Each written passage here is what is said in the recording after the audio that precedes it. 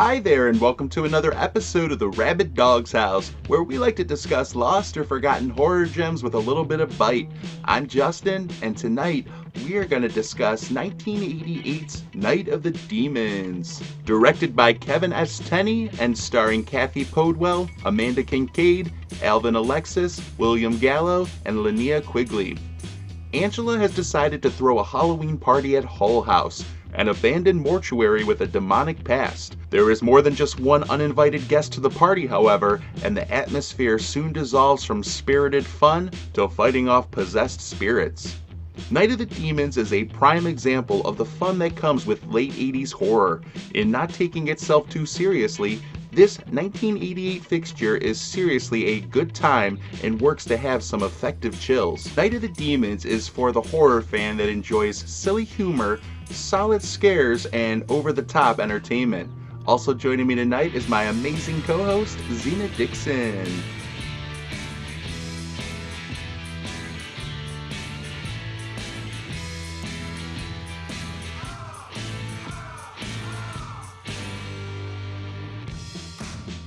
And thanks again, everybody, for joining us for another episode of the Rabid Dog's House, where we like to talk about lost or forgotten horror gems with a little bit of bite.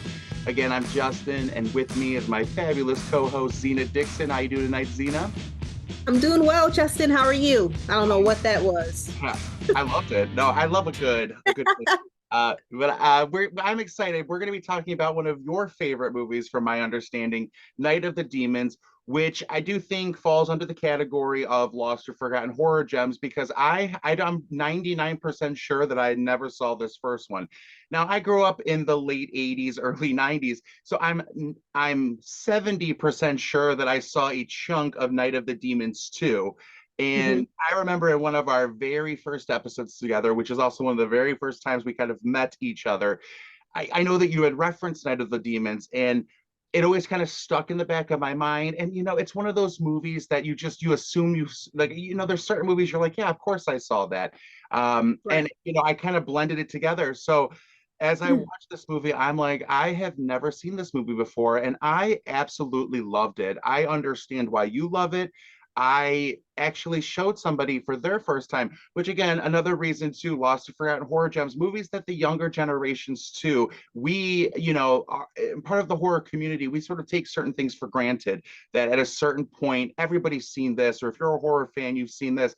But there's a whole new generation coming up. And my friend Jackie, she's in her very early 20s. And we always kind of have movie nights. So I was like, well, we're going to be filming this. I've already watched it. I caught it, I think, on Tubi or something like that, and then I'm like, well, I have to buy it. So I got my Blu-ray copy. I watched it probably two more times with commentary, with the special features. And then I'm like, well, it's movie night. We're going to be doing this episode, you and me. So I thought, well, why don't I show up for movie night? Jackie loved it. And I got to tell you, it's kind of anymore with her hit or miss. I think what happens, and you and I've talked about this before, I've watched some reaction videos on YouTube of people that have never watched horror movies or don't really like horror movies, and I'm noticing a trend where they really start to fall in love with horror movies.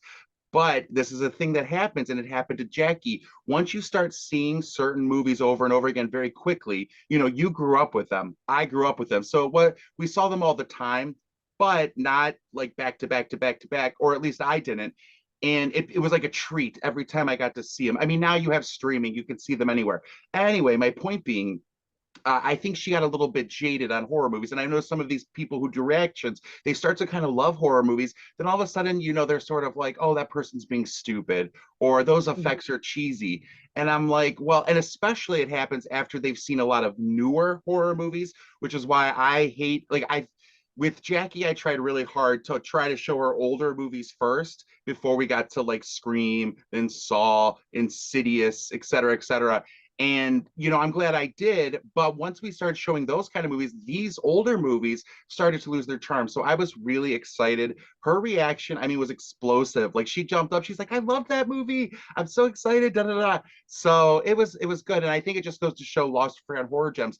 Now, obviously, since this was one of, it was a few months ago that I saw it for the first time. I've seen it probably like three or four times now. And I'll just say I love the energy of it. It's a very late 80s horror film. And at that time, late 80s horror films they weren't self-aware in the way that like Scream was a meta horror movie, but they knew their audiences at this point that there had to be some jokes. There had to be a little nudity. There had to be a little bit of a campier atmosphere, and the effects had to be a little bit over the top. Well, this movie, I feel like embraces all of that, and yet manages to have a thread throughout that is actually kind of chilling and suspenseful, and in a way that's pure entertainment. It's you kind of get the whole package with this movie. And I feel like, there's other movies from that time. I feel like you had kind of mentioned the other time we were like Slumber Party Massacre or something, which have all those same things. But I watched them, you don't really feel, at least I didn't at this age, scared. But this movie got me a little bit in some moments, while at the same time making me laugh, cracking me up. I thought the performances were great. Amelia Kinkade as Angela, terrific.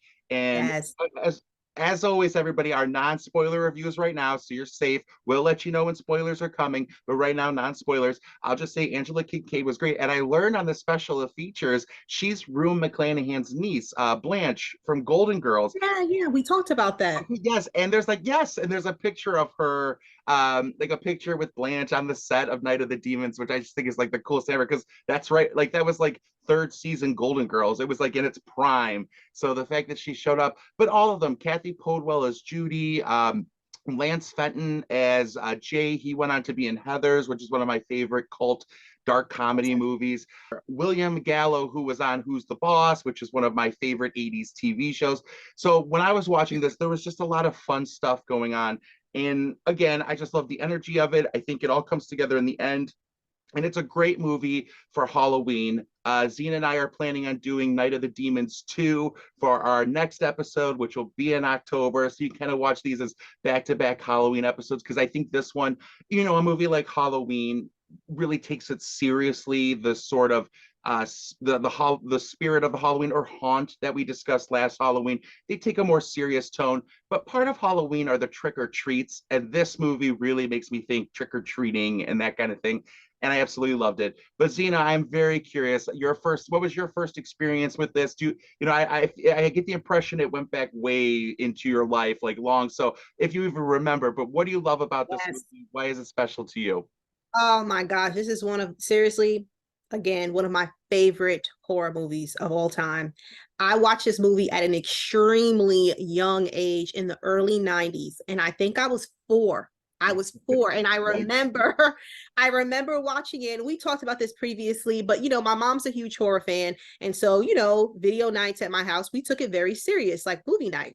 So of course I would rather watch a movie than be in the room by myself, because all my siblings were there, my parents were there, we're just watching a movie. I remember watching this movie and being terrified, but so in love. Okay. So I'm going to paint the picture.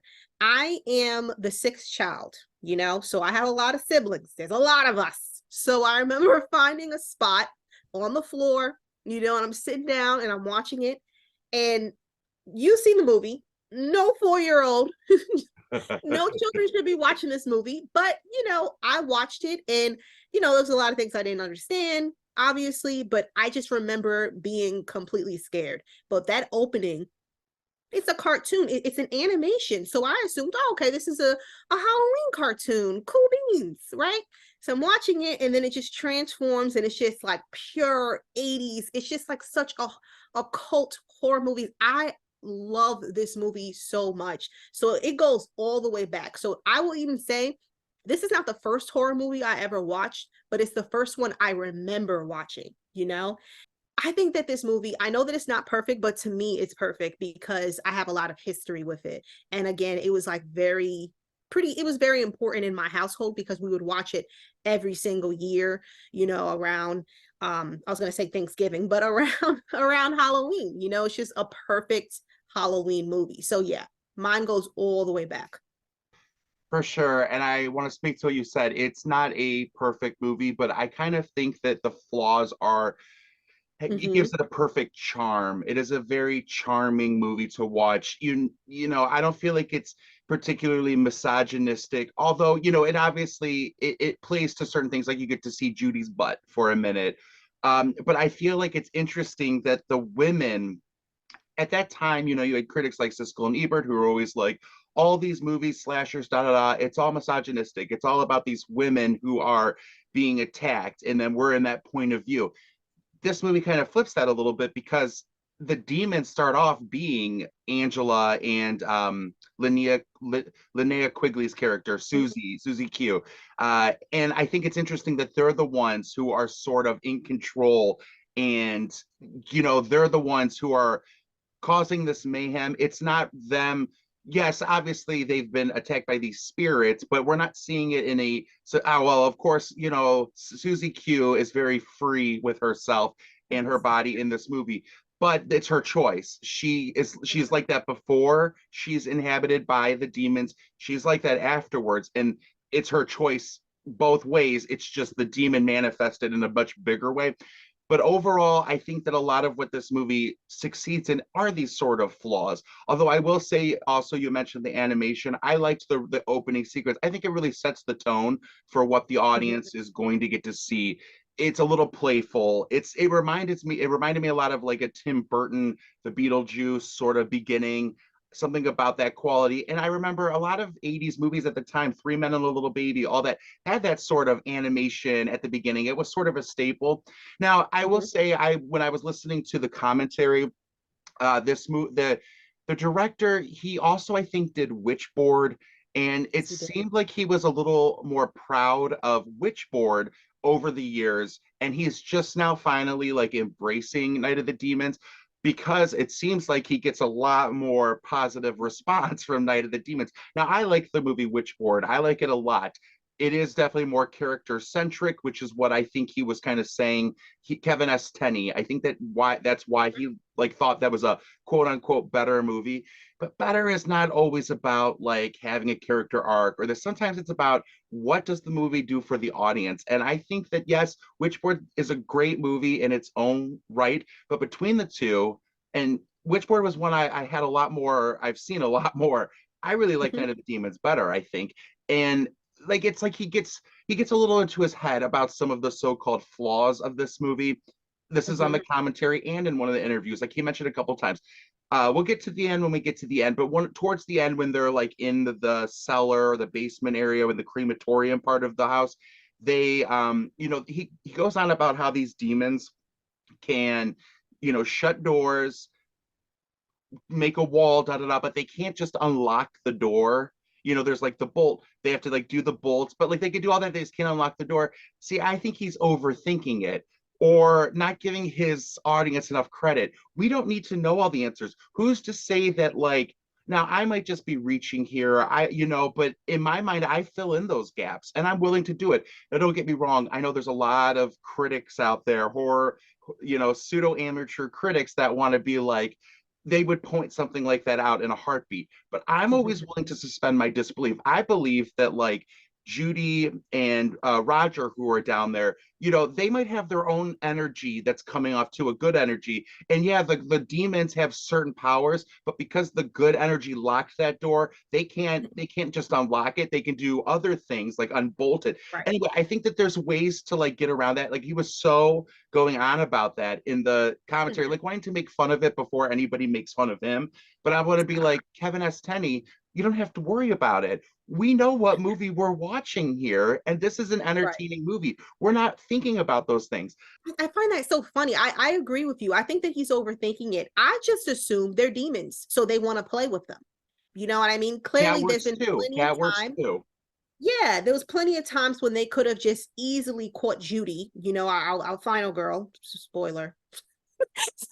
Spoiler, but yeah, you know, our final girl. There was plenty of times they could have, but they just wanted to play with them. Real quick, everybody, spoilers from here on out. Sorry, yes. I said it earlier. Spoilers, but go on, playing. Yeah, it just seemed like that's just what they always wanted to do. And I find that so surprising. So I'm a fan of Witchboard as well, but I kind of prefer Witchboard 2 over the first Witchboard.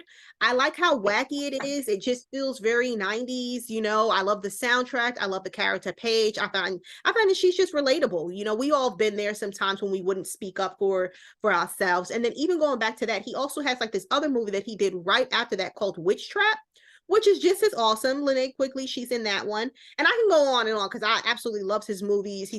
I agree with you. It seemed like he was probably trying to say something before someone else did. I wasn't even thinking that. I was just thinking like, okay, these demons clearly want to play, you know? And I love the fact that you also said that this movie, yes, I also said this too. The movie isn't perfect, but there is a charm about it.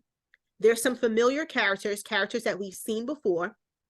And I remember too, with a friend of mine, he's really into this movie as well. We were actually talking about the character Suzanne and Angela.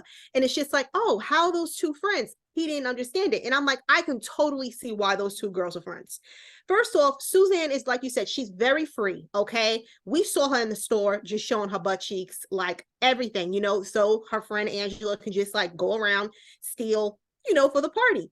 It seems like with someone like Angela, she's not trying to go after dudes. And it seemed like no girl would want to be friends with Suzanne because she'd probably try to steal your boyfriend or something.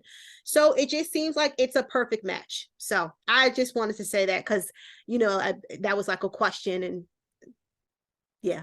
I think that makes a lot of sense. And I think that I was kind of thinking that too at first, like, well, wait, how exactly is this group all friends? But I think a lot of horror movies tend to try and again overdo it or try and find these links. I like that it's sort of left to us to figure out. This isn't a movie that's about the coming of age of these kids. This is a movie about one night in the life of these kids. And if you think about it, it really is sort of, Judy and Jay are kind of coming from one end because Jay kind of heard Angela talking about it, who is friends with Suzanne. And even though Judy kind of thinks she's a weird girl, and you see that altercation with the lighter between Angela and Judy, so they have that, but they're there for that. Sal is there because he's following Judy. I guess the only one that's super hard pressed for me would be the Stooge, Roger, and Helen relationship. Just how did they three end up in the car together? But who knows? Maybe Roger helps Stooge with homework. Helen, is sort of just the gal that hangs on. There are groups like that. It's not necessarily anybody's dating. Sometimes you just form an odd trio. So I think that you can, in your own mind, fill in those blanks. And also Franny and Max, they're there because of Jay. Everybody kind of comes together. But I also like a sort of hostility in the air.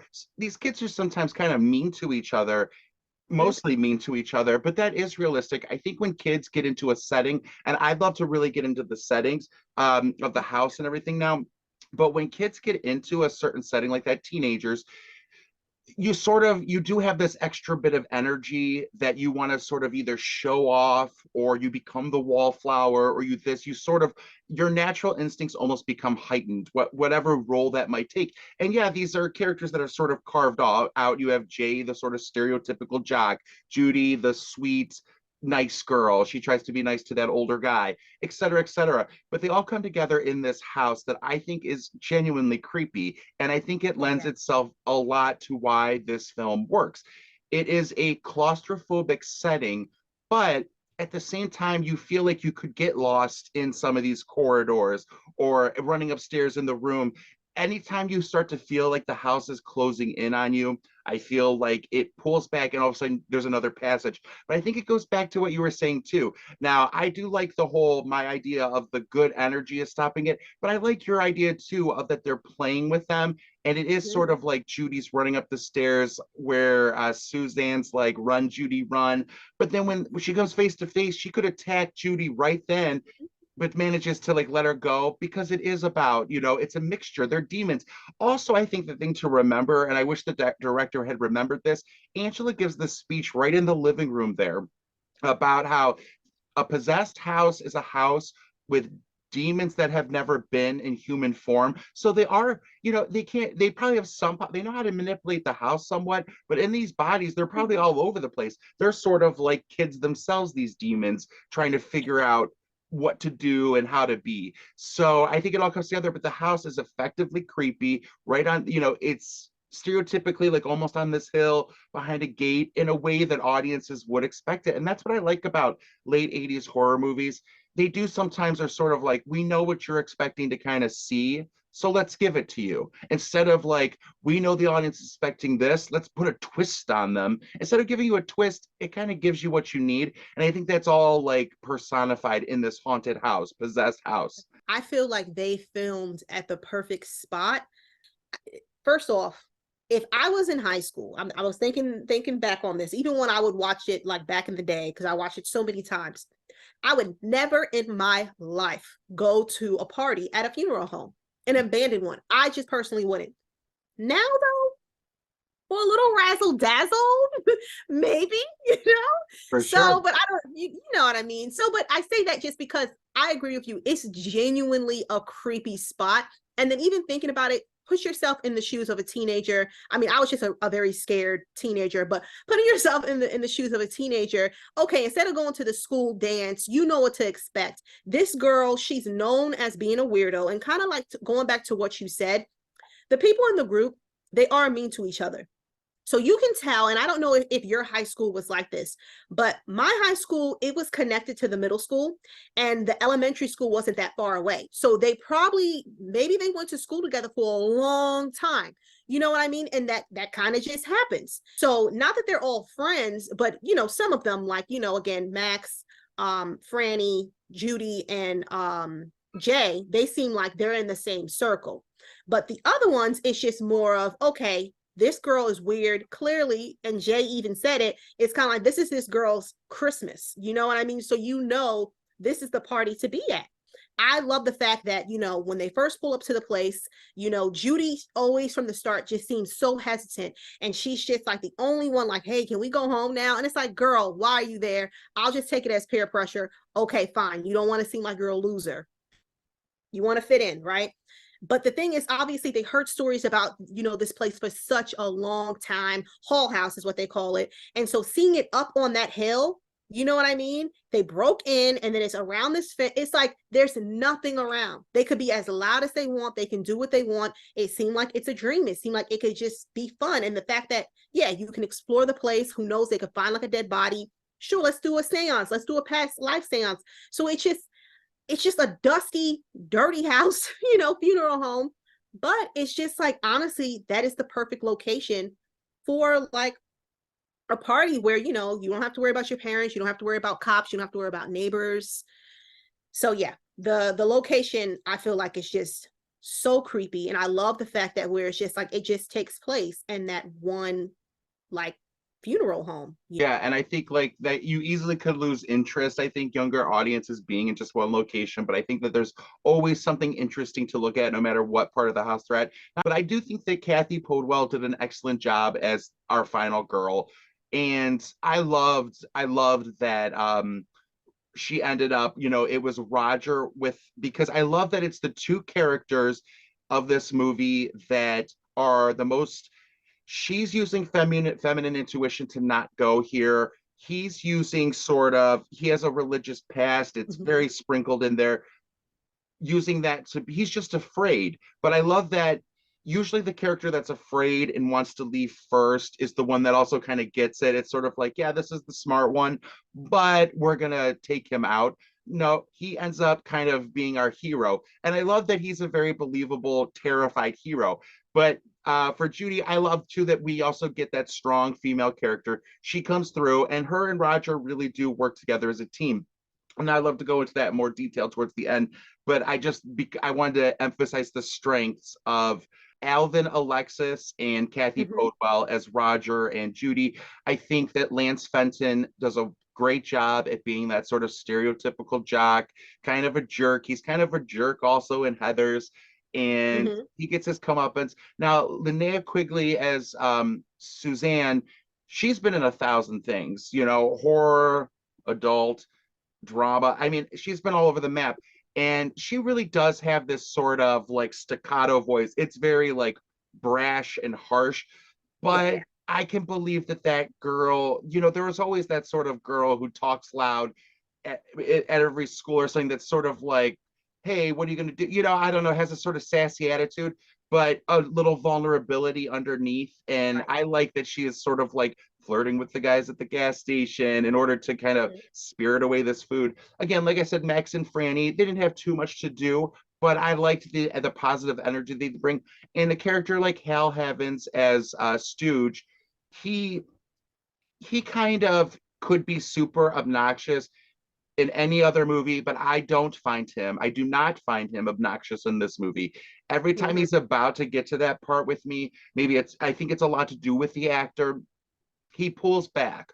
The moment I think that sold me on him was when he walks Suzanne to the bathroom. He's waiting for her, getting annoyed, doing his typical stooge thing, and then he gets spooked and he gets a little Yeah. scared. And I'm like, perfect. But and Sale again too, as the sort of, I think you think Sale is going to be kind of set up as the hero, and he's believable as that. But I like too that he's not. He doesn't end up Yeah. being the hero. And ultimately, the one I want to save, or I was saving till last, is Amelia Kinkade as Angela. I think she is excellent. She's done a bit of stuff too. She was cast mainly because she was in a Stray Cat Strut music video, from my understanding. And I think that she wasn't their original choice, but they all fell in love with her. And great, because she's in movie after movie after movie. But I think that she does a fabulous job. She sells me on the moment she's in the gas station convenience store, and she's kind of being like, not obvious, but like if you had all looked at her, you know what she was doing from the moment to when she's telling the stories, giving dirty looks, kind of joining in with this group, even though it's not her thing, to her dance, which I love her dance, the whole setup, everything. I think it's really like intoxicating. And Hmm. then when it becomes time for her to do her demon transformation, excellent. Creepy when she is coming down that hall, which I guess the effect was done like on roller skates, like they kind of just Oh. pushed her on it. But the first time I watched it, that was the first moment I got like, well, I was getting nervous, but then I was like, I felt that in my stomach, which I hadn't felt in a minute, especially from rewatching older horror movies. I think with older horror movies, there's still a few that I probably have not seen from the 80s that I've kind of put off, because it's like I don't ever want to run out of 80s horror movies to not, I always want to have that first time experience. Well, this had it for me, and this lived up to it for me. And that moment when she's coming down the hall terrified me. Like I was genuinely scared. And I think she just everybody does a great job, but she really is something special in this movie. Oh my gosh. Okay, let's start off with the character Stooge. Stooge to me, he is just such a mean guy, but we need that entertainment. He would say some crazy stuff. I remember in the dub, it was in the dub, but it was like the censored one, and he's like, eat a bowl of, Oh yeah, but yeah. instead of saying he said eat a bowl of fart, so they changed it. So that was like the TV version, and that's what I would always say as a kid. It was just so much fun.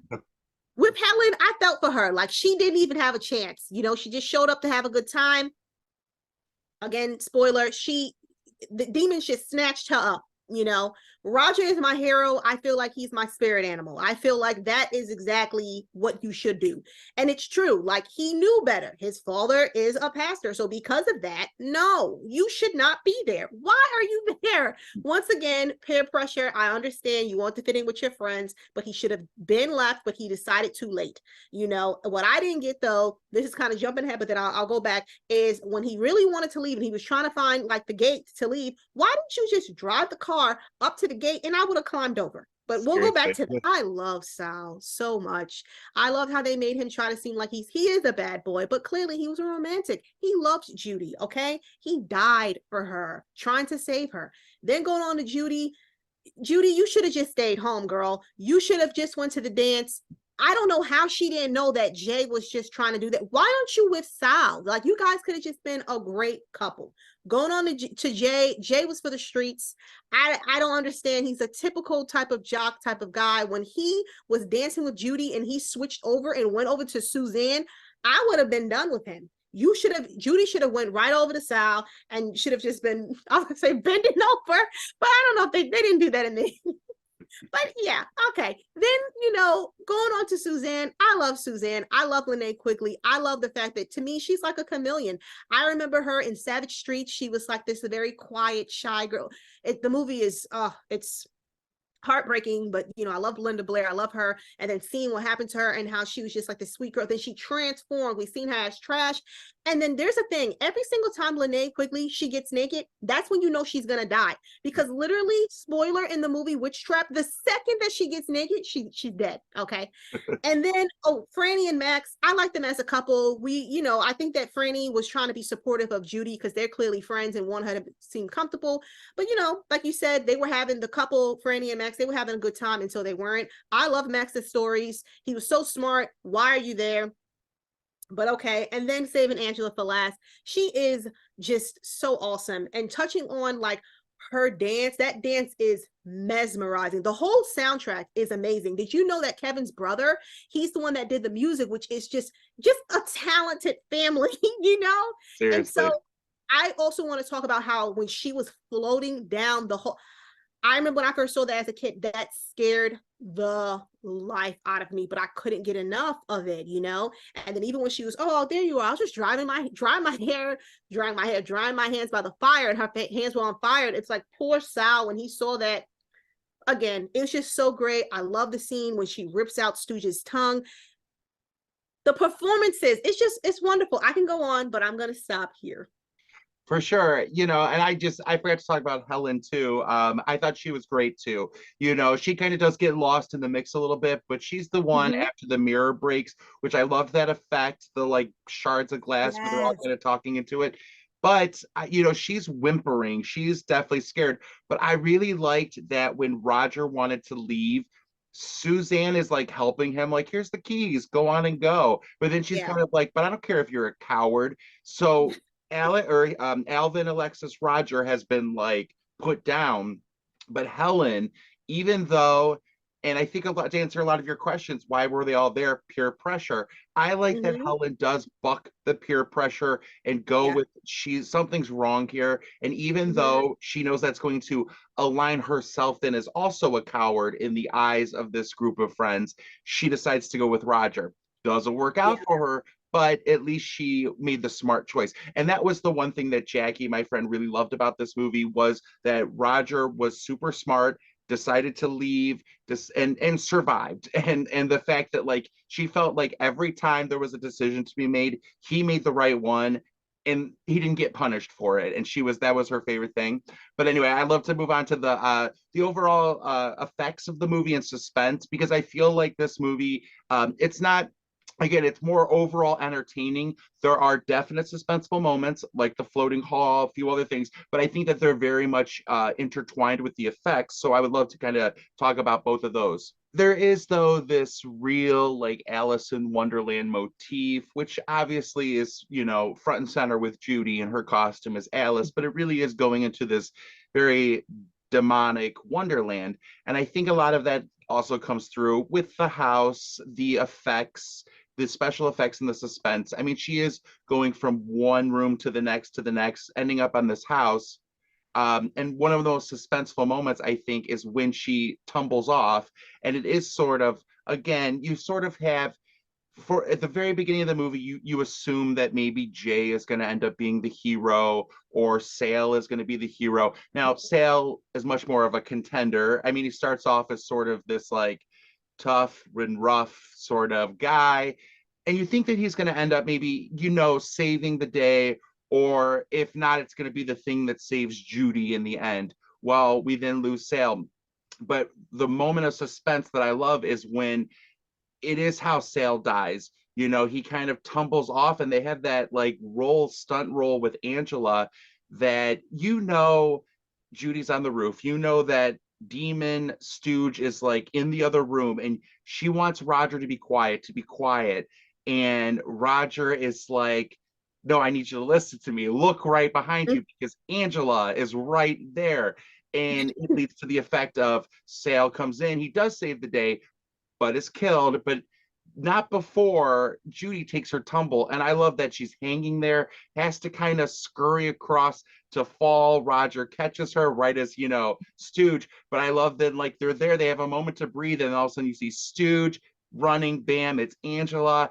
And at this time, you're getting to really see the effects, the makeup, the demonic makeup. Oh, the whole, and I'm not going to be probably show any images here, but with Suzanne, with she's revealed her chest, the little lipstick in there, I think that is incredibly effective. And they go in detail on the Blu-ray about how they kind of did that effect. It's really effective the first time you see it because you're just It it's sure is. unexpected. Yeah, it's unexpected. You had mentioned when Angela bites out or bites Stooge's tongue out, but her face in that moment too, it's still Angela, the actress, but the mouth now, which then gradually, increases to her full demonic makeup, to Stooge's makeup, to Suzanne's makeup. And I just think the effects in this, the makeup in this is all incredibly effective. I love the effects in the makeup, of course, but there's definitely just some stuff that just I feel just still works. You know what I mean? Like you even said, using Suzanne's lipstick scene. I remember when I first saw that as a kid, I thought that was real. I thought that that's what could be done. I'm an adult now, so I saw it could happen. And it was just like, I just thought that was weird. I'd never seen someone do that. But yeah, now as an adult, it's just like, honestly, still to this day, I've never seen anything like that, And it's so creative. And kind of like what you said, when okay, Suzanne's getting it on with Jay, and then she, is my face okay? He was like, Suzanne, your face is fine. Then she just like gotches out like his eyeballs, and it's just like jelly. It's just wonderful. And I kind of like I love like the I want to say it's kind of like the stunt type of effects. So as an example, going back to Roger, how he was just like acting how a normal person, in my opinion, that's how I would act. I would be jumping through windows too. So when Yeah, he jumps out the window, you know what I mean? That looks so cool. And at this point, he would rather die that way than have the demons get him. And I cannot blame him. So it just looked real, even when he was climbing the gate, and like you can see like the marks on his from the barbed wire like on his hands, and like you said, I love that scene when Judy is falling and the way it's shot, and it does remind me of Alice in Wonderland, yes. so it's just such a cool scene. And I just feel like these like the special effects, even though this movie came out in 1988, it's still effective, it still looks good. Like obviously it's an 80s movie, so there's going to be some cheese, and then even with the dialogue, but it's just, it went from these friends or these schoolmates just having fun to like literally they're being chased around by demons. It's true. And I think that, like most movies, not every movie, but like most movies, especially 80s horror, you have to really go in with the right mindset. And once you kind of, I don't want to say you should have low expectations, but I try to go in with most movies having no expectations and just to see how I'm going to feel with it. And I got the kind of humor right away, like the old man with the apples and all that, like at the beginning of the movie that gets paid off at the end. There's something that tells you like, hey, this is going to have some silliness to it, embrace that. And when you can, that allows some of the chills to come in. And that's really then amplified with the effects that, yes, are 80s effects, but I think that, like you said, they're just as effective today and just as good. But as we get into the ending, I wanted to kind of emphasize that, yes, the whole movie before that, it is sort of we're mainly from the point of view of Judy, but everybody does have their kind of moments. And I do love, like I said, that Roger kind of gets to be this sort of reluctant hero. I would jump out that window too, like you said. And everything is always, the demons are playing with them in a way that you think that any moment they could just reach out and grab them or they're going to come and get it. And it does sort of have almost a Night of the Living Dead zombie sort of finale as they're kind of one by one, the demons are coming out of the house. Overall, this whole movie, you could tell they were having fun. It's a low budget movie. They were having fun. And Mm-hmm. they may not have all ended up having lifelong friendships, but you could tell they all kind of knew what movie they were making and they were going to have a good time. I love that the movie ends on this sort of trick or treat note with the older guy. You have the payoff with the apple and all that. And I feel like it leaves you with this sort of nervous laughter because the joke is on you, on him. I feel like the old woman knew that there were razor blades in the apple pie. The first time I wasn't sure, I thought maybe it was an accident. And I feel like when I watched that movie, they thought it was an accident, but I kind of thought, no, she seems to be pretty happy with this guy who's been nonstop complaining that she's lived with for probably 70 years. She got the final trick on him. The wife totally did that on purpose. He had the apples and the razor blades, and it's just kind of like you're doing that to children. So she knew about it. So at this point, she kind of just baked a pie, and it's like she could technically just tell the police, I didn't know. You know what I mean? Yeah. So going back to the ending, man, it's just like I knew that Judy was going to be the final girl, but I did not know that Roger was even going to survive. You know how it is, and we always talk about it.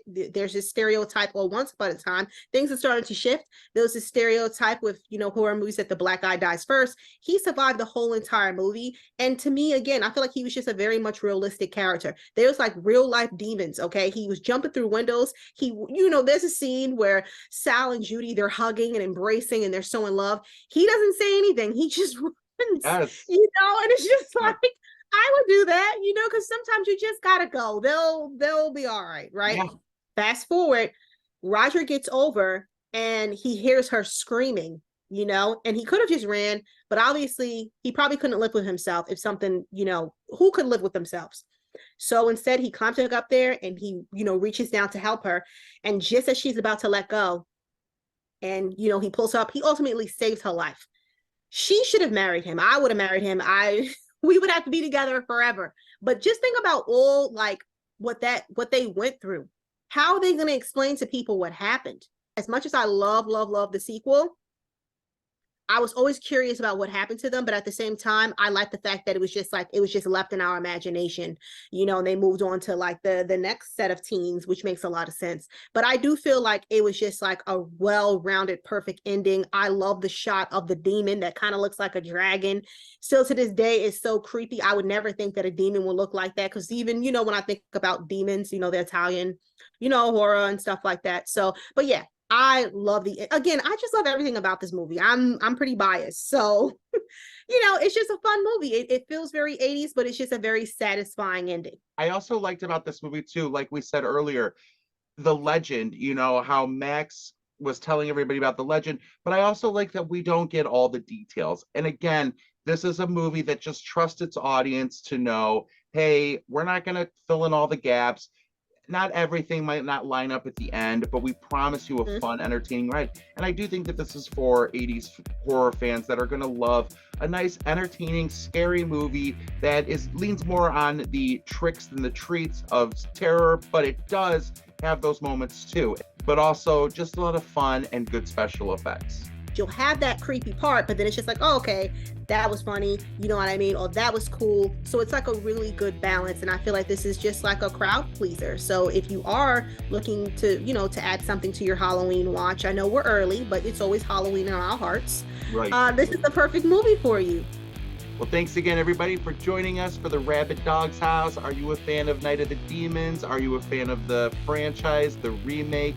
Let us know in the comments below. Thank you, Zena Dixon, the real Queen of Horror, for joining us tonight. As always, you can find Zena over at realqueenofhorror.com, on YouTube under her Real Queen of Horror moniker, or over at Wicked Horror. And I'm Justin. You can also find me at Wicked Horror, 411 Pop Culture, or on Twitter at Wicked Horror Justin. Thank you, Zena, for talking about and sharing with me Night of the Demons. And I can't wait to talk about Night of the Demons 2 with you next week. Thank you. I'm so excited. Definitely. We'll see you all soon.